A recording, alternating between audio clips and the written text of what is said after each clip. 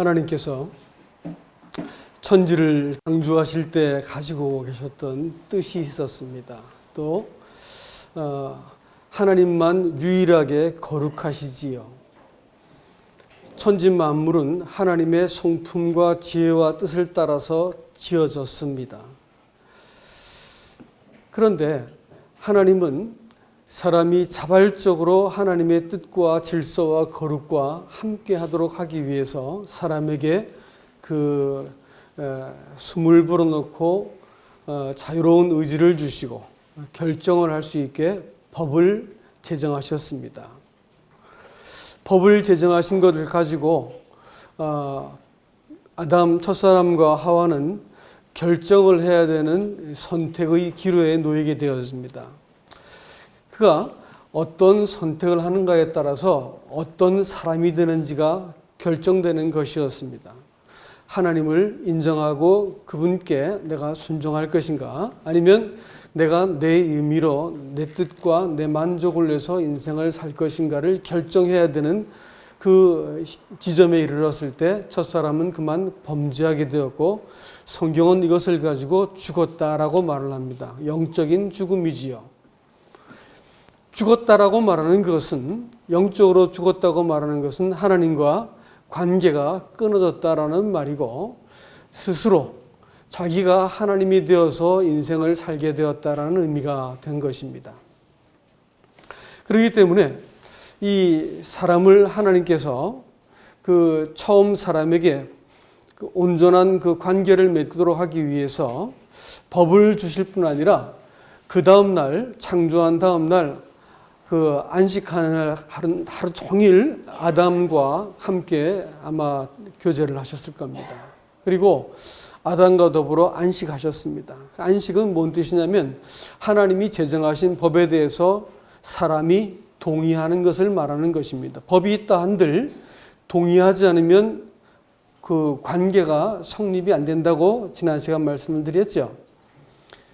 법을 동의하는 그것이, 언약을 맺는 그것이 하나님과 사람이 관계가 시작된다는 뜻입니다. 그래서 호세아서 6장 5절 말씀은 아담은 그 언약을 어겼다라는 표현을 쓰고 있습니다. 그래서 아담이 하나님과의 언약을 깨뜨렸기 때문에 그는 죽은 자가 되고 그 자기가 선택한 그 인격, 곧 영입니다.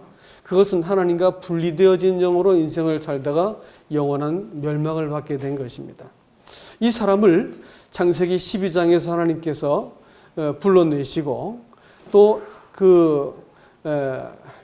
이스라엘 자손을 주께서 준비하셨다가 애굽에서 400년간 그들을 번성케 하시지요. 그리고 그들을 이제 애굽에서 끄집어낸 장면이 오늘 읽었던 말씀입니다. 여기에서도 하나님이 똑같은 얼결을 가지고 사람에게 말씀하세요. 어떻게 하냐면 하나님이 자신의 법을 말씀하세요. 그러면 사람이 이 법에 대해서 뭘 해야 될까요? 동의하고 언약을 맺어야 되겠죠. 동의하고 언약을 맺으면 구원받는 걸까요? 어떻게 생각하세요? 동의하고 언약을 맺으면 구원받는 걸까요? 그렇지 않은 것을 오늘 방금 읽었죠. 출애굽기 32장 말씀은 그들이 우리가 다 지켜 행하겠나이다 약속을 맺었어요. 근데 그들이 어떻게 했을까요? 순종하지 않았어요. 순종하지 않을 때 어떻게 했습니까? 멸망당했지요. 그러면 구원이라고 하는 것은 믿음의 문제일까요? 순종의 문제일까요? 순종의 문제입니다. 그렇기 때문에 디모데후서 데살로니가 후서 1장 8절입니다.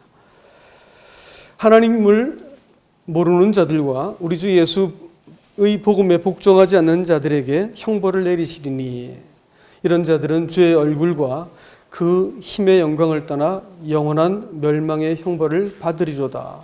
복음에 복종치 않은 자들에게 주님께서 형벌을 베푸시겠다고 말씀하셨습니다.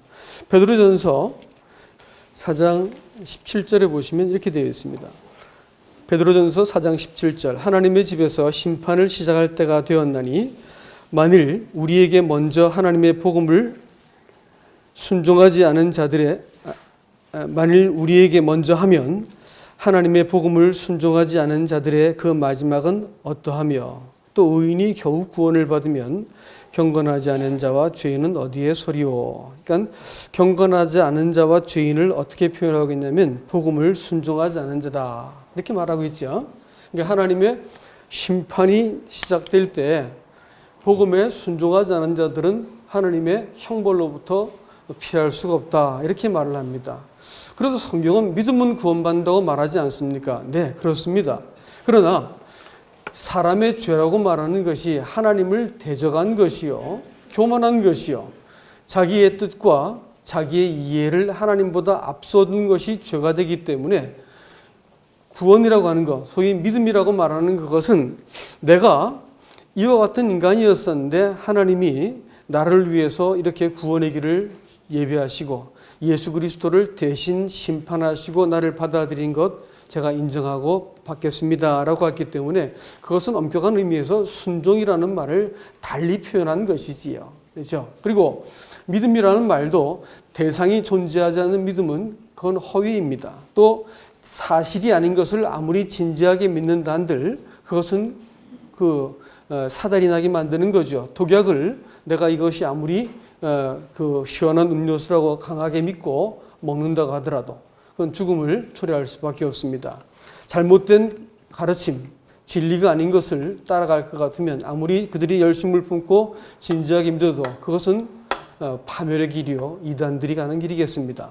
그러니까 믿음 그 자체가 우리를 구원하는 게 아니고 누구를 믿느냐, 무엇을 믿느냐가 훨씬 더 중요한 것이고 성경이 말하는 바는 우리가 하나님을 믿는 것이고 또 하나님이 우리에게 그분이 갖고 계신 그 옳음과 거룩함과 의로움을 사람이 따르기 위해서는 내 옳음과 내 뜻을 하나님께 순종을 해야만 믿음의 관계가 성립한다는 것입니다. 그렇기 때문에 믿음이란 말은 정확하게 뭘로 바꿔야 된다고요? 순종이란 말로 바꿔야 되는 것입니다. 그리고 로마서 5장 12절부터 21절까지 말씀을 읽지는 않겠습니다. 시간 관계상. 한 사람이 순종함을 통해서 많은 사람이 구원에 이르렀다라고 말했습니다. 또 한 사람의 불순종 때문에 많은 사람이 또 멸망에 이른다고 말씀하고 있습니다. 그러니까 구원의 근거가 무엇에서 시작되었을까요? 순종이었습니다. 그것은 누구를 향한 순종이었을까요? 하나님 아버지에 대한 순종입니다. 세상이 하나님에 대해서 불순종한 것이고 하나님의 뜻 외에 자기의 뜻을 앞세운 것이 죄가 되었기 때문에 순종이라고 말하는 그것은 우리의 구원의 근거가 되었다는 것을 알 수가 있습니다. 아담 안에 있는 사람의 실존은 절대로 하나님께 순종할 수가 없습니다. 자기를 위해서 자기가 지혜롭고 자기가 잘되고 자기가 유리한 쪽을 가지고 선택한 것을 선하다고 믿는 인간들은 절대로 하나님께 순종할 수가 없습니다. 오히려 하나님과 원수가 된다고 이야기합니다. 그렇기 때문에 순종은 영의 문제입니다. 내가 하나님께 순종할 때 내 안에서 하나님과 소통할 수 있는 영이 생기는 것이요. 내가 아담 안에 있는 사람은 죽었다 깨도 하나님의 뜻에 순종할 수 없고 자기 부인이라는 것은 내가 손해보는 길은 절대로 하지 않죠. 자기보다 크신 분에 대한 인정을 하지 않고 권위를 거절하게 되어 있다는 것입니다. 그러니까 결국은 사람이 제일 마지막에 믿습니다, 뭐합니다, 뭘 별 얘기 다 해도 제일 마지막에 탁 엎어지는 쪽이 그 사람의 신앙인 거예요. 내 고백은 뭐라고 해도 내가 결국은 나한테 이익이 되는 대로, 내 고집대로, 내게 편리한 대로 최종 결정을 내가 내려버리면 뭘까요? 그것은 하나님을 빙자한 것이지 하나님을 순종한 것이 아니라는 것입니다. 정확한 의미에서 믿음일 수 없다는 것을 우리가 알아야 됩니다. 그래서 베드로전서 1장 13절 말씀은 우리가 순종하는 자식처럼 너희도 거룩한 자가 되라고 우리에게 권면하고 있습니다. 우리는 순종을 통해서 하나님께 그 자녀됨을 증명해야 되는 사람들입니다. 구원은 우리가 아무것도 한 것이 없이 하나님의 공로로, 하나님의 은혜로 예수 그리스도의 공로로 받습니다. 그러나 이 되바라지고 악하고 부패한 사람이 평생 동안 하나님 앞에 교정되어 가는 과정은 길고 아주 지난한 과정을 겪습니다. 근데 그것을 어디에다 두시냐면 교회 안에 두시는 겁니다. 그러니까 교회 안에 원수가 자꾸 생기는 거예요. 에너미가 생기고 나하고 뜻이 같지 않은 사람이 자꾸 생기는 겁니다. 그러니까 여러분 두려워하지 마세요. 그것은 정확한 수순입니다. 그러나 최소한 교회는 내가 이 교회의 머리라고 말씀했을 때 사람들보다 초월하신 분의 권위가 존재하는 곳이 교회입니다. 목사가 교회의 최종적인 권위라고 말하는 그것은 교회가 하나님의 교회가 아니라는 것을 방증하는 겁니다.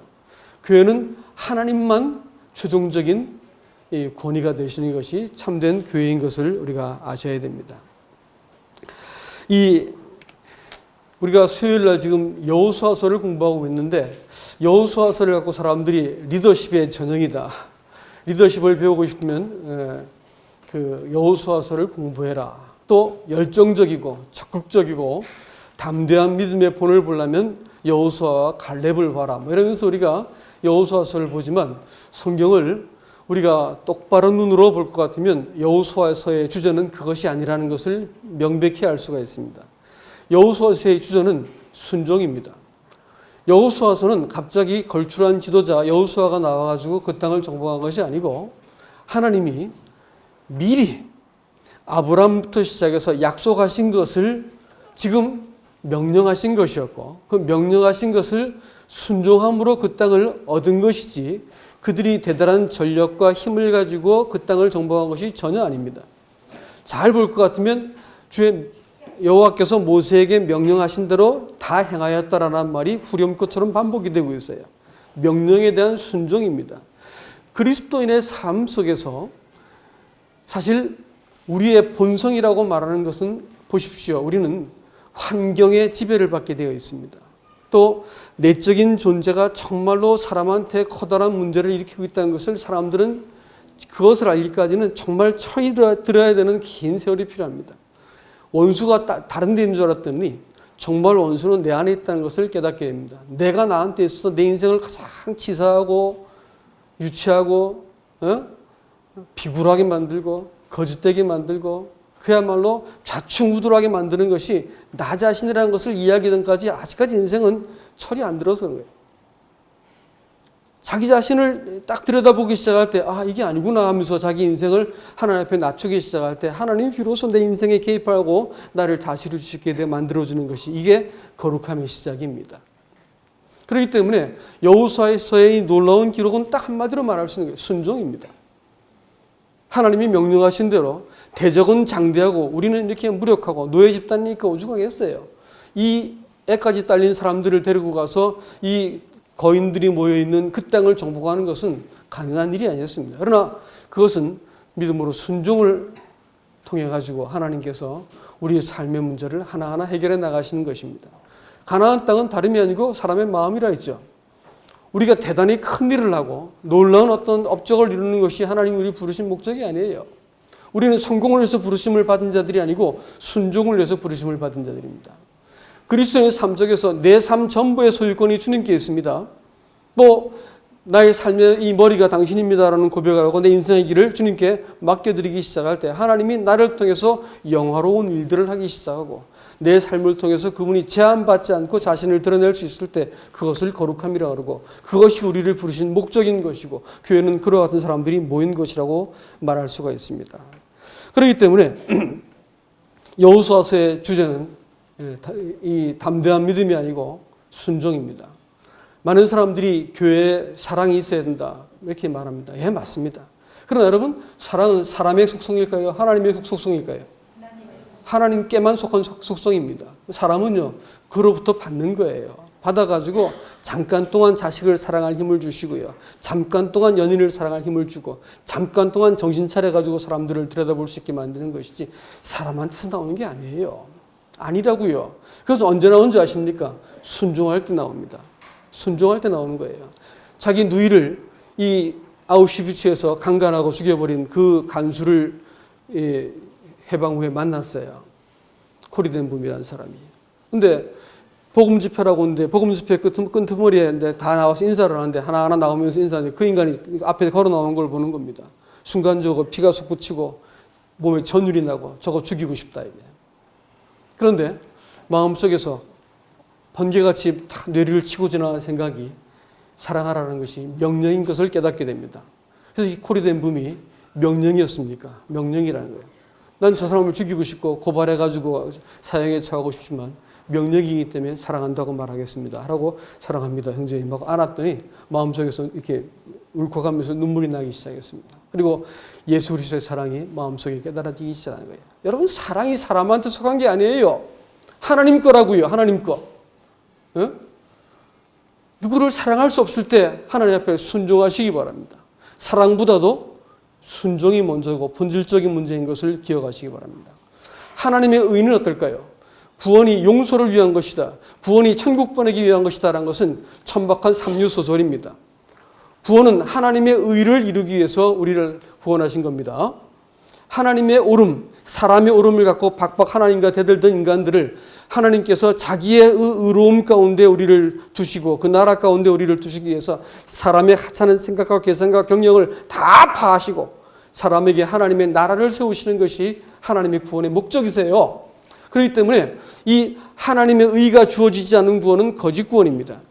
그런데 하나님의 의가 중요하냐 순종이 중요하냐 이렇게 물으신다면 그건 두말할 것 없이 순종이 중요합니다. 왜냐하면 의 그것도 내가 순종함을 통해서 주시는 겁니다.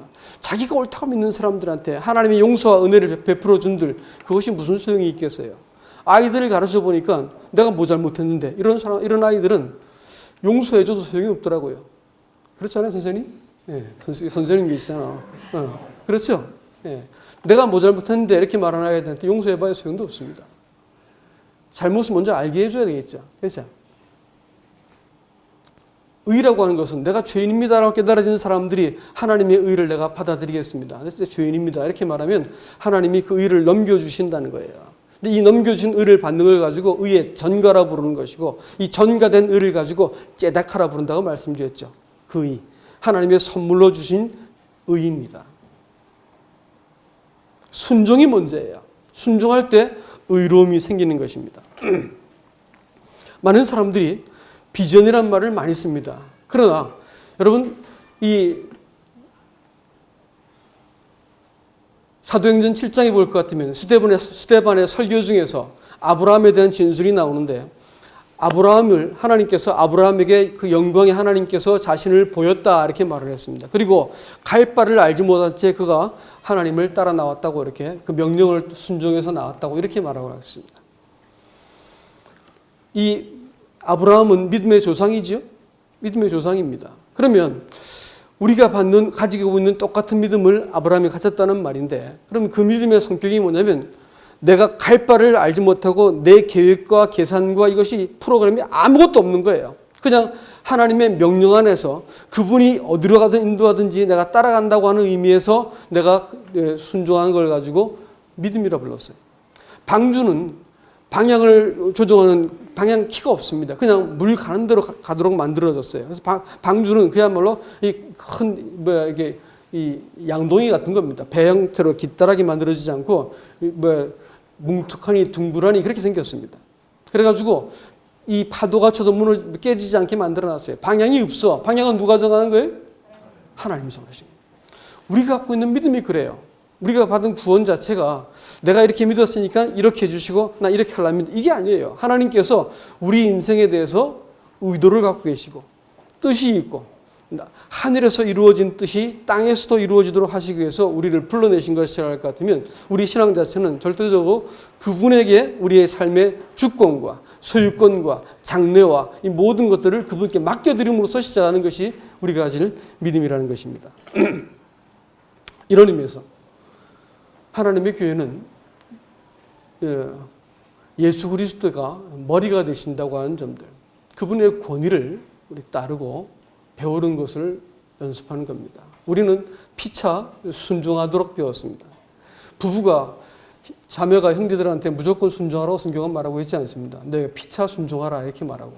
그러나 자매가 순종해야 되는 이유가 그리스도가 그 교회의 머리가 되었고 또 이와 같이 아내들에게 남편이 머리가 되었기 때문에 순종하라 권하고 있는 것이지요. 그러나 교회는 하나님의 질서가 있어야 됩니다. 그래서 세우신 권위가 있고 하나님께서 이 질서를 따라서 교회를 세워가세요. 물론 그 질서는 군림하고 지배하는 것이 아니고 돕는 질서입니다. 그래서 하나님만 온전히 교회 안에서 머리가 되시고 다스리는 분이 되시는 것이 교회입니다. 그러므로 교회가 하나님 경외하는 것이 보이지 않는다 그러면 교회로서의 수명이 다했거나 세속화된 교회입니다. 교회는 하나님의 권위가 어떻게 하든지 질서 있게 세워져야 되는 것입니다. 이것이 권위적이면 답답하고 고통스러운 교회가 될 것입니다. 그러나 이것이 없으면 교회라고 부를 수가 없는 것이지요. 그렇기 때문에 하나님은 몸된 교회의 성도들이 하나님 경외하는 법들을 교회에서 배우게 만드는 겁니다. 가정에서 배우게 만들었어요. 그래서 이 질서의 하나님, 또 평강의 하나님이 우리 가운데서 이와 같이 인도해 가시는 것을 볼 수 있습니다. 말씀을 맺겠습니다. 여러분, 이 순종 안에 모든 것이 다 있습니다. 순종 안에 의, 사랑, 비전, 우리에 대한 그 모든 복들을 하나님께서는 순종이라는 이름 안에 다 담아 놓으셨고, 예배라는 말이 바라크라는 것인데 그것은 복이라는 말과 함께 쓰고 있습니다. 무릎을 꿇다는 단어입니다. 우리는 예배를 드릴 때마다 이 하나님의 장대한 계획과 뜻 앞에서 또 생명을 내어놓으신 하나님의 사랑 앞에서, 은혜 앞에서 무릎을 꿇습니다. 그리고 하찮은 내 생각대에 따라 인생을 살아왔던 것을 돌이켜 하나님의 은혜 앞에 내가 굴복을 하는 것이지요. 예배 속에서 이와 같은 하나님의 역사를 경험할수록 우리는 주님 오실 때 우리가 온전히 받아들여지는 신부로서 영접될 것이라고 생각이 됩니다. 그리스도의 세날까지 하나님 경외하는 도리를 우리가 더 잘 배울 수 있기를 주님의 이름으로 축복합니다. 이상입니다.